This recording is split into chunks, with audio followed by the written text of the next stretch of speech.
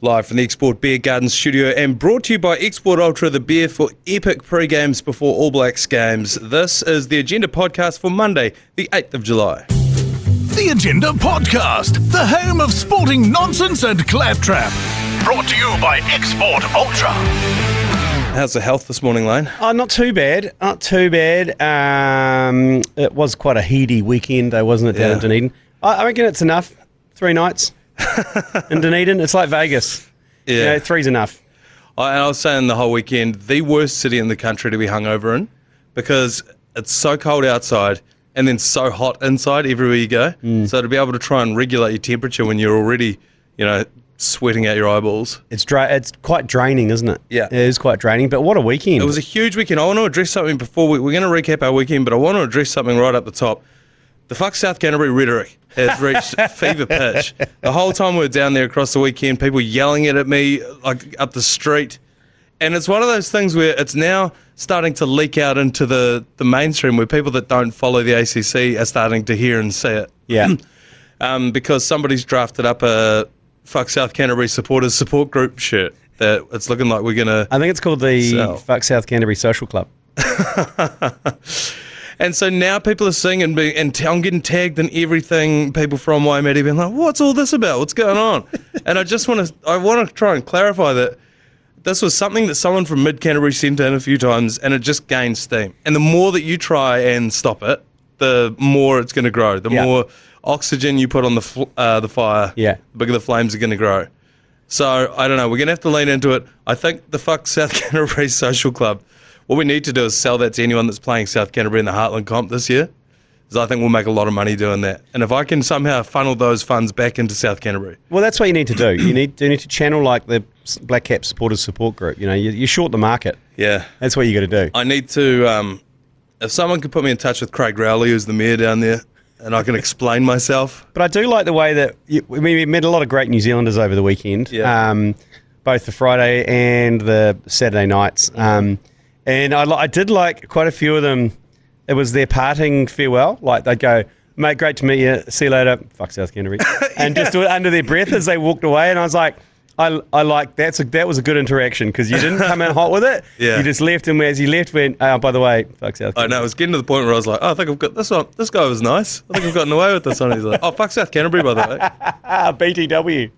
And then there were some other guys there who were from South Canterbury and they didn't know what was going on. And so they were like, why does everyone, first of all, even know where South Canterbury is? Yeah. Second of all, why does everyone give a shit so much? Why do they hate it so much? I was like, I don't know.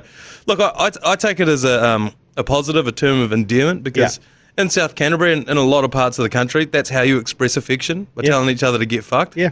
That's how, because we are too emotionally stunted as New Zealanders to ever be like, love you, man. And look, at least we're talking about it.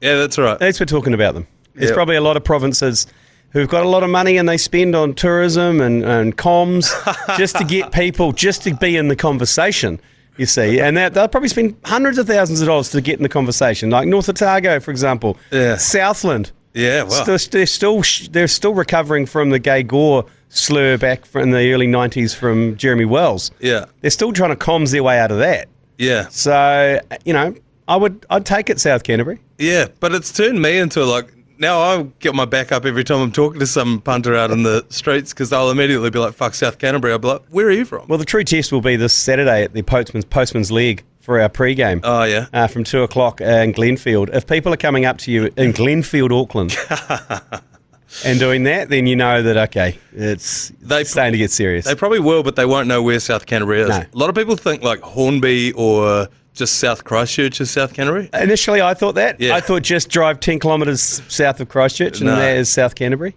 No, it's about 2 hours south of Christchurch. Right. That's how long Canterbury is. But anyway. We met some people from Temuka, didn't we? Remember? Yeah, we did. Temuka. Did meet some. What are they called? Temukians? You sort of just try and generally avoid them where possible. Oh, okay. I thought they were okay. No, Temuka's There's rugged. No Wimos there. Temuka is rugged. I didn't have any comparison. And you're the only Wimo I know. You and Kaylee Bell. Yeah. So I need to meet some other Wimos just so I can gather an opinion on the Wimos versus the Temukians. Yeah, okay. Yeah. Okay, well, I'll get a couple. I'll round a few up. Okay. We'll have to go and do a show from Waimea. Oh, jeez. The Regent Theatre. Have Kaylee Bell play after it. If we do that, want to find where the boundary is between Canterbury and South Canterbury, and I want to erect a welcome to South Canterbury. Fuck South Canterbury at the bottom, just in brackets, and erect it and see how long it lasts. I think it's the Rangitata River. Or do we say, maybe it's not so, maybe it's like, welcome to South Canterbury, and just have SC, like just at the bottom in a bracket, so people who know will know. Otherwise it'll get taken down pretty quick. Not a lot of regions have those signs. It's only towns. Yeah. Look, I don't want that to happen, but well, I'm sure we've got some sign writers out there who listen to this pod, so that you get in touch, slide into the DMs. I'll stop Manaia deleting it, and I'll get onto it first. Because all that they see, people from South Canterbury that may vaguely know that I'm associated with the ACC, they must presume that it's me that's driving this whole thing, and that for some reason I've turned on my home region. Well, it is. I mean, by association, it is your fault. It is my fault, but I'm not propagating it. Anyway, we've already given it to. We've given it the first 10 minutes of the podcast. This is the problem again. I just wanted to try and explain myself so that if someone sees those posts and they're like, "Let me listen to this podcast, see what this is all about." I just want you to know it's not. I don't want this. Keep digging. I don't want digging. Anyway, we flew in on Thursday. We did the Friday podcast, so everyone would have been up to speed with how our weekend was going by that stage. On the Friday afternoon, we went out to the airport, picked a few punters up, and I love that. You would have seen the photos on social media, but we got about 3 different groups of dudes who were all on lads trips at various stages of their life. You know, there was the young bucks who'd just finished university. There's a group who were a little bit older, and then there was the old boys, you know, who were just like catching up for that was the guy with the DB draft bag, eh? That bag was awesome. It was an original DB draft bag. We were out there with DB. Yeah. They couldn't bloody believe it. Yeah, it was good. Check this dude out. And then it was a raucous bus because everyone had, it was Friday afternoon. Everyone's taking the afternoon off work. They've just flown into Dunedin. All of a sudden you're on a bus. With a few complimentary beverages. Yeah. Snack of changy chips. It was like, this is the great start to a boys' weekend. I tell you what though, it was genuinely quite hard to convince people that there was a free bus with some complimentary beers on board. So what do you want from me? Yeah, and they'll look at me, and one guy looked at me and, fuck whatever, mate. Yeah. And I said, no, it's true. Yeah. And I managed, a few of them looked, okay, I heard about this, so I'm into it. Yeah. It was a lot of blanks. It was right up until they got on the bus, sat down and had a beer in their hand, and then they were like, oh, there's actually no strings attached to it. Yeah. Well, it's because, you know who I blame for that? And that is all those scamming ads. You know, like if it's too good to be true, it's because it's not. Yeah, you know, take a step back, and before you commit, take a step back. And they're like, so everyone was like, scam. Yeah, well, because also like you even if it's not a scam, it's usually like, okay, but I'm gonna make you take a photo and do some humiliating thing. It's like, no, we just jump on the Export Express. We've just got this bus for the weekend, so we're like, we might as well drive people into town from it. That was a good time. Dropped a few boys off in St Clair, then into the Octagon. I've had fallen victim to first night fever by then. Friday. You were in an absolute state. I was on that bus for about 4 hours on Friday afternoon, and it just did me in. But the great thing about it, and because we know ourselves so well, we know that we're going to get first night fever. Yeah. So we had that day buffer. So I was in bed by like 9 o'clock Friday night. That was noted. Saturday morning we were up and at 'em, and we were around doing the flat drops. Yep. A few people had sent in notes. Shout out to Josh. I think he was the only one left in his flat. We dropped off a few beers to him. He had a very questionable tally drawn up on the fridge. Bitch list? Yeah, something to do. I don't know. I don't know what it was about. I did ask him, but he did tell you, but you don't want to say it. Yeah, I don't want to say it. Very literal. Anyway, we kept going around. We just saw like groups of boys walking up and down the street of Dunedin. It was a holidays, so there weren't too many people around, but people couldn't believe it when we hopped out the... Okay, boys. Yeah. Want some Export Ultra? They're like, hell yeah. And then one of them was like, is that G Lane driving that? Yeah. And he leans in there and he goes, don't you let this guy into the ground. There's a bit of that. Yeah. Yeah, I'd fuck South Canterbury at me and then carried on. And then we rolled into the pre-party at the Kensington. Yeah.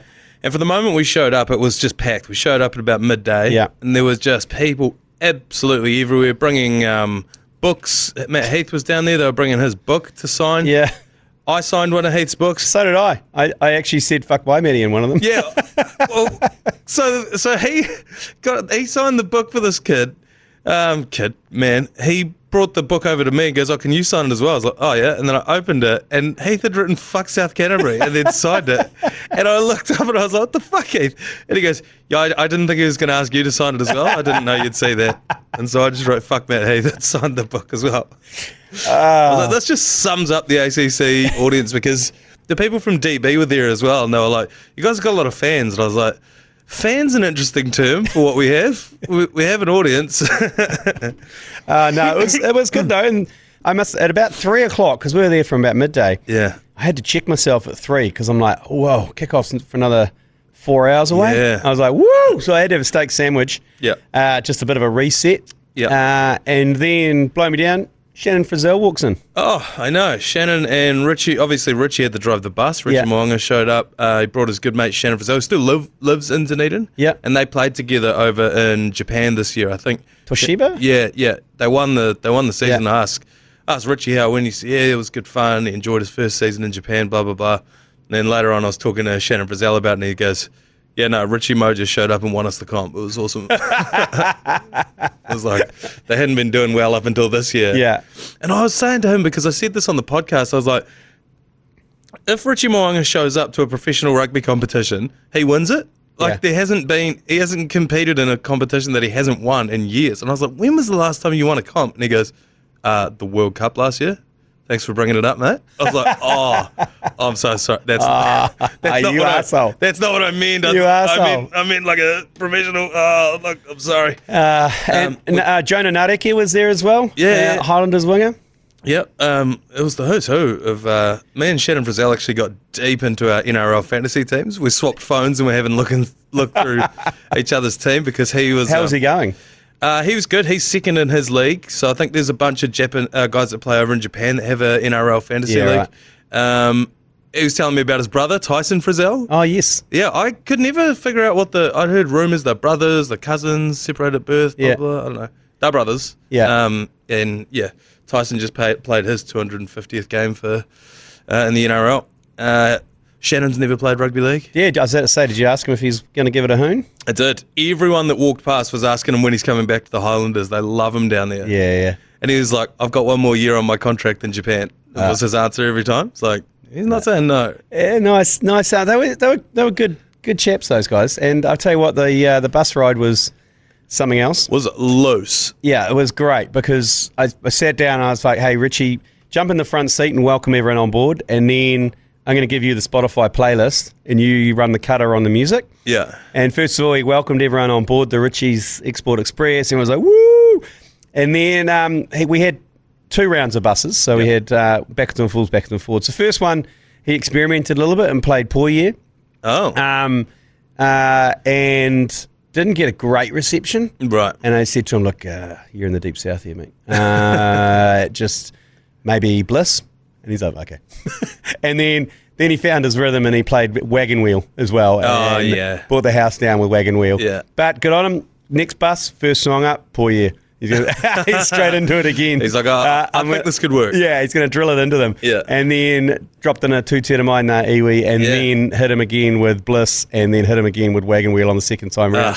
At one stage, I thought the bus may well have tipped over, that people were jumping up and down on it. Oh my God, yeah. So I was on, we had 2 buses going back and forth, and I was on the other one. That was going just as hard. We had all the English boys on our bus, and so they were singing Swing Low, and that was really pissing off the people at the front of the bus. So they were singing Tu Te Mai, and it was just an absolute cacophony. There were these random group of like 4 women in the octagon who just waved our bus down and jumped on, and we were like, why? How? They didn't know that it was going to the game. It wasn't marked. It's pretty obvious. And so they got on, and as soon as they got on, they were English too. They started singing. And so it was just this wild. I've never seen anything like it. There was one of the DB reps who was down there, and I was talking to him, and he's like, "I've never seen anything like this before." It was one of the most outrageous pre-parties. Mitch James was in there singing. He sang for an hour. He sang for an hour. I've got his song stuck in my head. He was doing this like mega mix mashup thing with like all these songs that everyone knew, and you were just everyone was singing the entire time. So he's wearing a Warriors jersey. There's a giant screen behind him with the New South Wales Cup game going on. It was just like... There was everything, and there was pokies out the back. There was something for everyone. There was genuinely something for everyone. It was actually outrageous, that whole day. And we're going to do it all again. We're going to do it all again. At the Postman's Leg. I need another week, I think. yeah, I'm going to have to take a couple of days this week just to recalibrate. Yeah. But Postman's Leg in Glenfield, you don't need to book, you just need to roll up. First 200 there get a free lift to Eden Park. That's the key. Yeah. It's a long way to go if you're on the shore, so you get a free lift to the ground. No Richie Moe this week, but no I've got to Richie be honest, he wasn't missed on our bus. No, he brought the house down. Him and Shannon Frizzell singing Bliss was probably one of the great videos you'll ever see. And gone viral. It got picked up globally, and they said, check out Richie Mo'unga partying with the New Zealand fans after the game, after the win. It was like, oh, no. You got that wrong. This is 2 hours before kickoff. This was on the way. So, yeah, I'm, partly excited, partly terrified to do it again this weekend at the Postman's League. So, yeah, if you haven't made your plans yet, come down and see us then. After that, we did go to the game. We're going to take a quick break. When we come back, we're going to try and piece together what actually happened because my memory is a little bit vague. Yeah, same. Good there?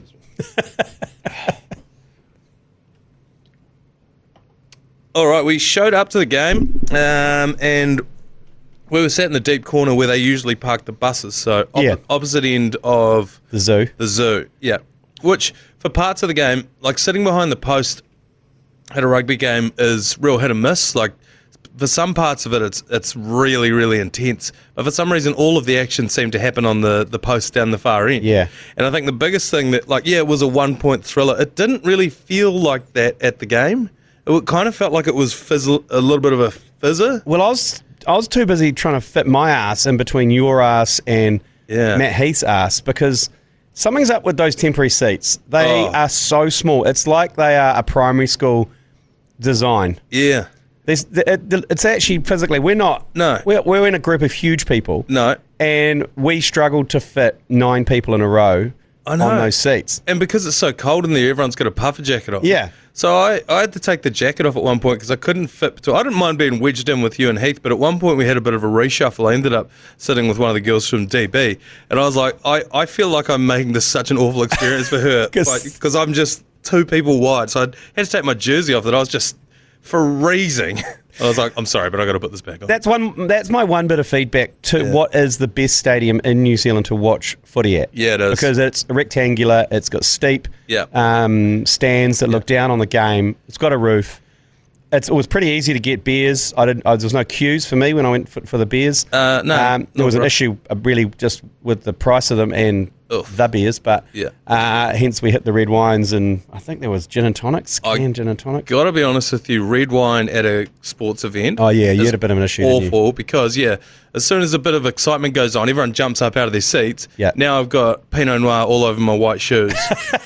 Now they're leather shoes, so I managed to wipe it off the shoes, but the laces are stained red. So I get home from my weekend. Oh, how was your weekend? What happened to your shoes? At least there wasn't blood. No, yeah, exactly. But I mean, so I don't know. Reach out if you know how to wash shoelaces. I think you take them out and bleach them, don't you? Yeah, chuck them through the washing machine. Yeah, you just got to take them out and soak them. Plus, have to get some new ones. Yeah. But anyway, so that I learned why you don't drink red wine at an event like that. It was packed out as well. It was a sellout. Oh yeah, absolutely. And everyone was into it. There was a kid in front of us playing the Warriors game because our worst nightmare. We talked about this at countless meetings in the lead up. We had if you didn't watch it, we had the Warriors commentary straight into the All Blacks commentary. Warriors started at 5, All Blacks started at 7, and we were umming and ahhing, do we split the channels to avoid a crossover? And we were like, look, unless it goes to Golden Point, which isn't very likely, we're going to get away with this, and we'd rather have it on the same channel for you watching at home. Yeah. Sure enough. Worst case scenario goes to Golden Point, and we had to cut and go to the All Blacks, which... It's about as bad as it gets. It would have been infuriating for those watching the Warriors game. But we at the game, we had to watch it over this kid's shoulder. It was like a 10-year-old kid sitting in front of us watching the Warriors game on his phone. He was mad king. He threw so many mana waves during that game. Yeah, he was just biffing them out. Yeah. To the point where he had a shocking blonde hair, blue eyes. Yeah. When he started doing some of them, it looked a little bit 1937, 38 for me. Could have been the wrist. Yeah, It could have it been could the have wrist. been the wrist. 'Cause at some stage, the wrist went up a couple of times, and I was like, I don't know if you need to work on that one. It was Yeah. just a bit Nuremberg. And shout out to his poor mum because Dad had taken all the kids to the game. Yeah. And she wanted to watch the game at home. They were watching on their Sky Sport Now app. So she couldn't watch it at home. So she's like, you've gone to the game and you're watching the other game. Like, I've got nothing here. Oh, bless them. They drove all the way from Christchurch as well, and they drove back that night. They drove back that night? Yeah. Jesus. So what time does that game finish? About 9:30. That's a 5-6 hour drive. You're home at like 3 in the morning.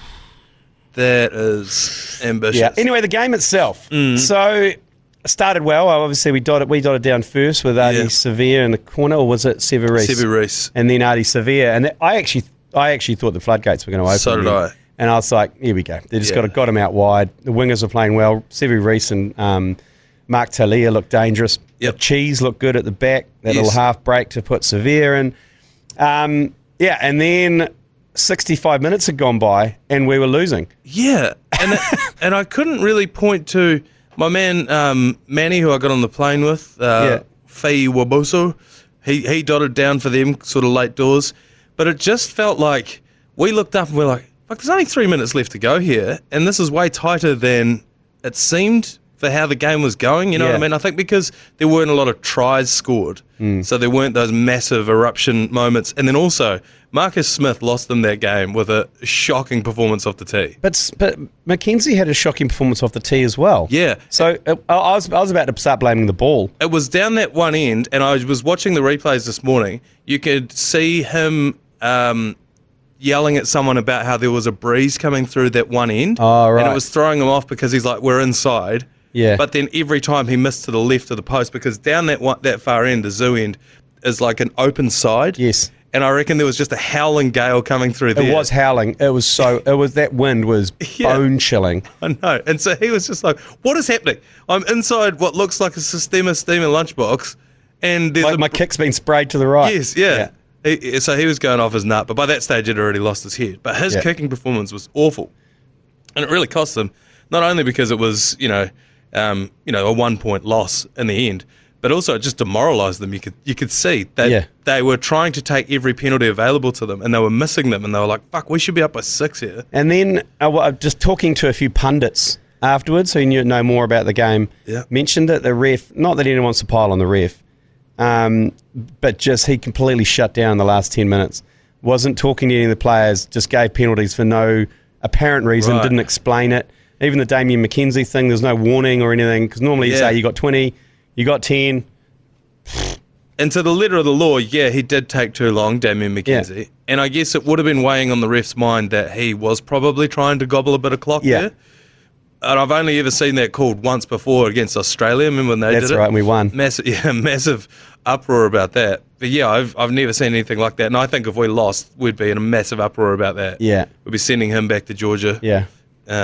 For the Wagner group to deal with. But you're right. I was saying going into that game, I was like, he's going to swallow the whistle. That was not what happened at all. Nah, quite the opposite. He got busy with the whistle. Yeah, there was a scrum penalty that he was so like immediately, almost the front row hadn't even hit the ground, and he's just like, penalty. Yeah, he gave a penalty for the All Blacks pushing before the ball came in. And I was like, how do you... If you're in opposition, couldn't you just backpedal? Yeah. And then just milk that penalty? I just believe that the scrum looked awesome, by the way. Our scrum absolutely owned them. Had about 80 kilos on them, I think. Yeah. Yeah. It absolutely owned them.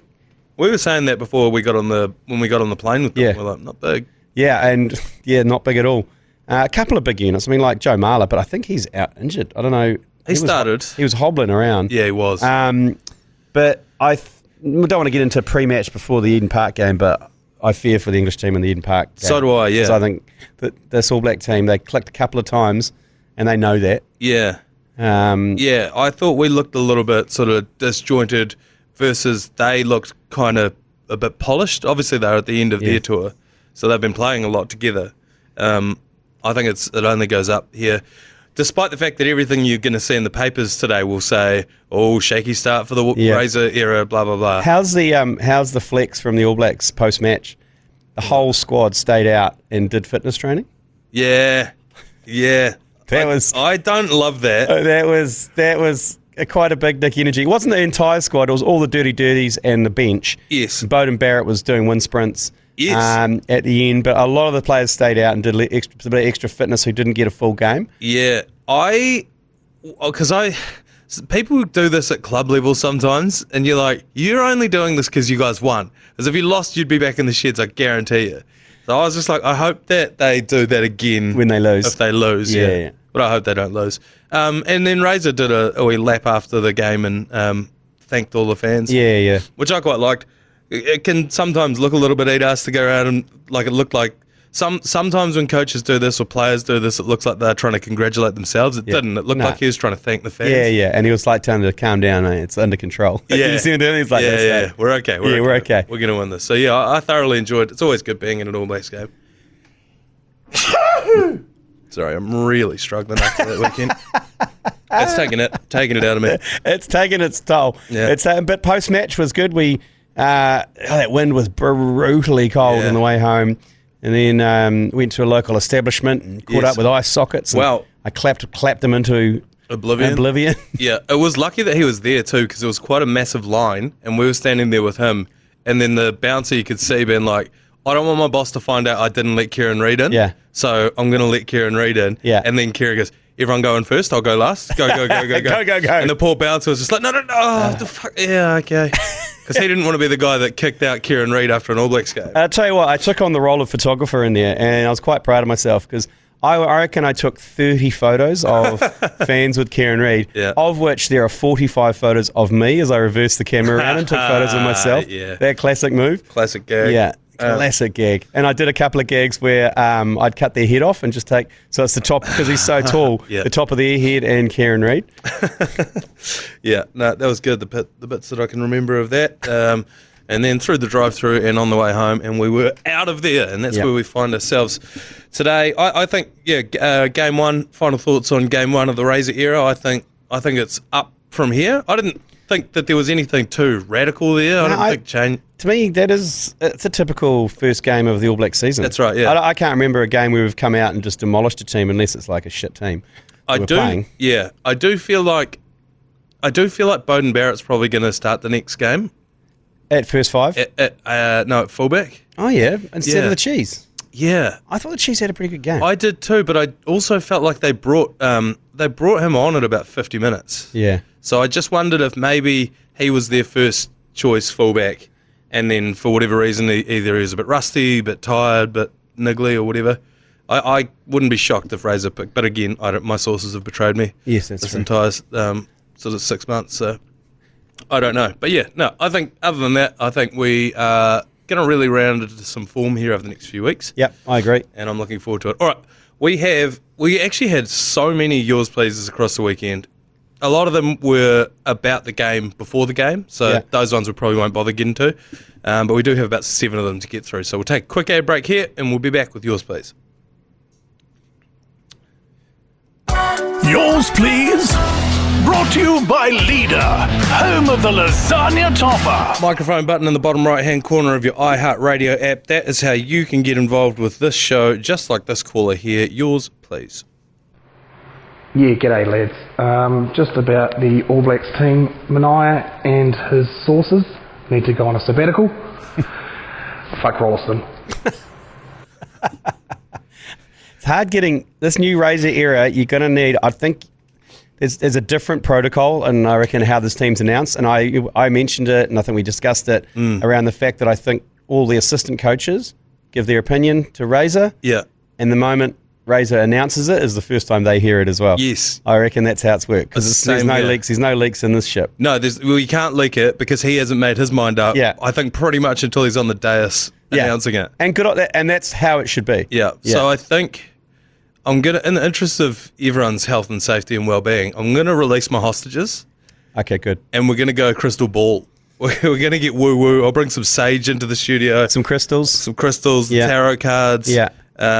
Different approach. I'll consult some of the girls out in the office who are big into their astrology. They'll just pick on looks. Yeah. Let's be honest. You know what? I think Razor should too. We've gone away from the hot guy in rugby union. I think we need to bring it back. But anyway, yeah, I agree with you. We're going to go on sabbatical from that. But I am going to still try and pick the team later on this week. But we're going to go woo-woo crystal ball bullshit here instead of hostage negotiations. We're going to change tactics. Another caller here. Yours, please. Oh, boy, that throwback Thursday was one hell of a team. Fuck, that gave me a waddle. Fucking phenomenal backline. Dougie Allen and Smoking Joe on the wings. They can DC at 12. What's going on here? Fucking never mind. Carlos Spencer at 10, baby. Woo-hoo-hoo! England, taking a few household names in there as well, but I'm going to be drinking piss tonight and naming old footy players till I pass out. George Beastie, Filippo Levy, Mahonri Schwalger. Fuck Nightcaps. Nightcaps. It is. Naming old players. I actually loved just naming old provincial players. Your Dwayne Monkleys, your Richard Jerams, your Steve Gordon, your Rob Gordon, your Graham Purvises. Your Warren Gatlins. Yeah. Your Andrew Strawbridges. Battlers. Your Wayne Warlows. Battlers of the 90s and 2000s. Totally. I think there is just something in it. I don't know why. This is just what dudes do. Kevin Putt. Craig Green. Yeah. So I think we're gonna have to keep that in for the foreseeable future. If you missed it, there's Throwback Thursday where we go back in time and just go through a couple of team lists from back in the day, and we did the last time that the All Blacks played England at Carisbrook. That's it. Go back and listen to that. It's great. Another caller here. Yours, please. Yeah, g'day boys. Logan the Bogan here. This one doesn't really involve either of you, but for yesterday's caller, judging by the name Drew Peacock, I can only gather he's from Pukekohe. So if I'm from Karaka, fuck you, Puki. Cheers. I do. I love it. The closer you live to another suburb or province, the more you hate them. Yeah. And obviously Karaka and Puki are at loggerheads. Yeah. And those who don't know who that is just a small part of counties. Yeah. Just over the hill. There's probably, I reckon, maybe 5 kilometres that separates them. Yeah, so it's like North Waikato. Yes. South Auckland. Yeah. They're very close. I know, but there's, you're so right, but you'd never be more similar than the people. They'll be very similar people. Yeah. Same with South Canterbury and North Otago, and despite that. Well, but I think there's a bit of jealousy there with Karaka because it's getting bigger and more populated. And they're getting more facilities, newer facilities than Puki. Yeah, Puki's heyday feels like it's behind it. Yeah. Anyway. And they've lost the race course as well, and they lost the V8s. Yeah. I feel like the Yours Please function is just evolving into regional warfare. Anyway, let's keep going. Got another one here. Yours Please. Lane, I've put up with an awful lot from you over the years. You sledged me in Hamilton school cricket when you went to your fancy school. You've cursed several important Black Cats results for me by attending games when you should have stayed home. You've punished my eardrums with absolute nonsense for several years in your commentary and your comments, but I'll be damned if I'll let you get away with comparing West Hamilton to the mighty East Hamilton. Fuck West Hamilton and fuck South Canterbury. Well, I'm glad I know what piece of straw broke the camel's back there. Look, there is a lot of geopolitics within Hamilton, I must admit. You got your Nortons versus Norton and Frankton, kind of back to back there. Right. But then you got the likes of kind of Hillcrest, and then you go into the more kind of posh Woodstock. But that's right, backs onto Fairfield, and they hate each other as well, Woodstock and Fairfield. So is there a West Hamilton? I lived in Ham East for a couple of months. Yeah, Ham East, and there's Charty. Charty, yeah. There's Charty. Shout out to the Chartwell Fish Supply. Yeah, you got this Charty there with the big mall. Yeah. Charty. Yeah, there's a lot going on. Ham East, they got a aeroplane turbine outside one of the supermarkets there or something. There's a lot going on in Ham East. There's a lot going on in Ham East. Yeah. So but the thing is, that's a really clearly divided city because there's a river down the middle. Yeah. So there's a very clear, what side of the river are you from? Yeah, we never went to the kind of left or right bank of the river. That was never a divide. The West Bank of Hamilton. Yeah. This is the Gaza Strip of Chartwell. The river is the strip. Yeah, it is. All right. The regional warfare that's kicked off on this podcast is outrageous. Another caller here. Yours, please. Oh, look, I just wanted to apologise to Manakas. Manaia, I'm sorry. I got carried away thinking about all of the wrongs that Lane has done to me. And in the moment, expressing my distaste for West Hamilton, I threw in a fuck South Canterbury, and it didn't feel good or right, and I just wanted to apologise. So, fuck West Hamilton. I love the fact that it is an apology, yours please, afterwards. He's obviously felt guilty. He sent it. I can't recall, sledging that gentleman at club cricket in Hamilton. Could that have happened? Yes. Yes. Can I remember? Probably not. Not that specific instance. The thing is, I wasn't like an innocent bystander there. I was a victim too of some horrendous sledging. And that's what you did. It's all part of it. It's all part of it. I was just following my peers. Yeah. Oh, but it is still part of the game. Some people just don't really expect it. No.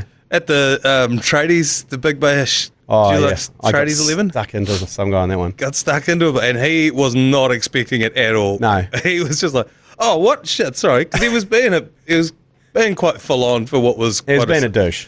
For what was quite a social game. And then, the chirping. But anyway, hey, very big of that man there to call back in and apologise to me for catching a stray. It's just so hard to explain this whole thing to anyone who doesn't listen to the podcast. Like, why does everyone hate South Canterbury? I don't think they do.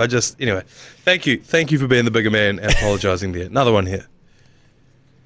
Yeah, g'day fellas. A little half-baked sports idea in-house this round.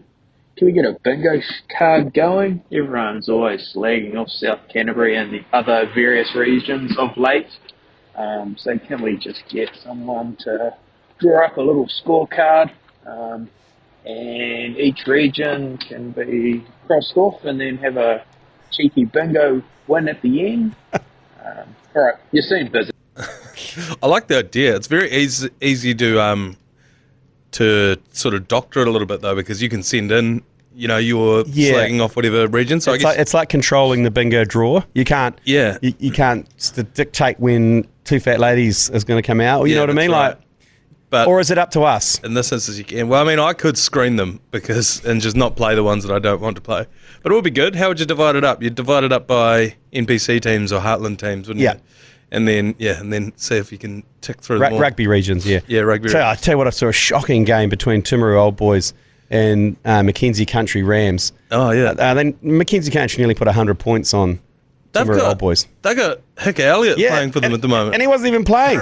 And they almost put a hundy on them. Oh, that was some grassroots rugby on a Saturday morning. Yeah. Anyway, and also swung past the Alumbra. Oh, yeah. The Alumbra under 12s. Yeah, we did. We stopped in there we were doing some of the drops on the Saturday morning. Yeah. Yeah, stopped in there for that game, and someone would go, oh, there's those blokes from the radio. I quickly moved on. So hungover. See you guys. Yeah, desperately. Great footy going on there as well. Yeah. There's a sort of mixed division there, and someone got absolutely lit up on the outside. Everyone at the ground knew it was happening too. They were screaming for this one kid. Get it wide! Yeah, Get it to Jamie! Yeah, as soon as they did, just gone. So that was good. Shout out to the Alhambra Union. Another caller here. Last one here for the day. Yours, please. Yeah, g'day fellas. Just on the topic of eating the English rugby team, they were actually seen at Fat Puku's, the Smash Burgers place on Queen Street earlier in the week. So much like the Kidadu after munching on some Nikau palm berries, I think they would be fat and juicy and some very good eating. Maybe this should be a new policy for all visiting teams, just in case they go down over the Southern Alps. Sort of like a forced Hansel and Gretel situation. I don't know, it could be the move. Fuck the North Shore. Yeah. Yeah. I copped a stray on the back of that, did I? Oh, how'd that feel? Also, Northern Beaches. No, I agree with that. I like this idea. Any time that a team has to play in Dunedin, you fatten them up first. You fatten them up first, yeah. Just in case they go down over the Alps. Yeah, some sort of little foie gras situation, just to make sure that forced goose feed down their necks, just to make sure that if they crash, we got a good bit of sustenance. Got a bit of eating. Yeah, although I don't know how much that's going to fatten them up, to be fair. No, but it would provide some sort of internal marinade, probably. Yeah. Oh, yeah, true. Yeah. Maybe it's more of a flavour thing than actually a weight-related thing. I think that's a great move. I think because we do it under the guise of, like, showing Kiwi hospitality. Hey, we'd love to show you around, like, get your feed on us, blah, blah, blah. But actually, we're just preparing in case we have to eat them. They'd never see it coming. All right, that'll do us for today. Thank you very much for everyone that sent those through, the voicemails throughout the week. We'll be back tomorrow for another episode of the Agenda Podcast. We will see you then. You've been listening to the ACC's Agenda Podcast, brought to you by Export Ultra. For more episodes, like and follow on iHeartRadio or wherever you get your podcasts.